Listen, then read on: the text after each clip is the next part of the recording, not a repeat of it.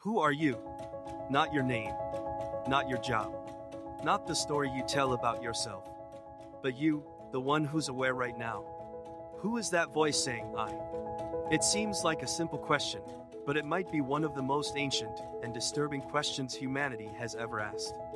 And according to both philosophy and modern science, this self you feel so sure about might not be real at all.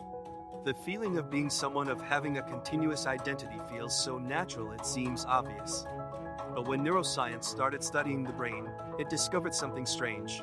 There's no single place where the self lives. There's no control center, no you inside your head pulling the strings. Instead, there are networks, memories, emotions, perceptions, all working together like overlapping orchestras with no conductor.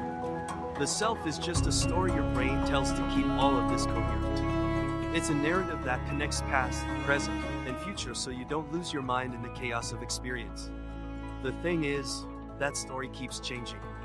You're not the same person you were 5 years ago. You won't be the same tomorrow. And yet, it feels like there's continuity, like a movie so fast it tricks you into seeing one single image. Eastern philosophies have been saying this for thousands of years. In Buddhism, there's the concept of anatta, the absence of a permanent self. What we call I is just a bundle of temporary processes.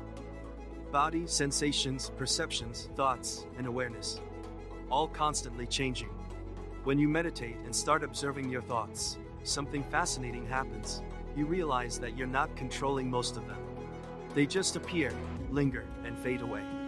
So, who's thinking right now? Maybe no one. Maybe thoughts just happen like wind blowing or rain falling. And if that's true, then the I is just a label the brain uses to make sense of an otherwise chaotic flow of experience. But if the self is an illusion, what's left? Is that a reason for despair? Or a door to freedom? If there's no fixed me, then maybe there's no trapped me then. Maybe consciousness isn't something owned by someone, but simply the space where everything appears. And when the story we call I fades for a moment, what remains isn't emptiness but a silent, living presence without a name.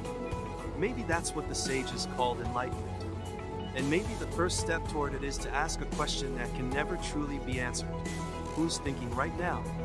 If this video made you think, or unthink, leave a like and share it with someone on the same path.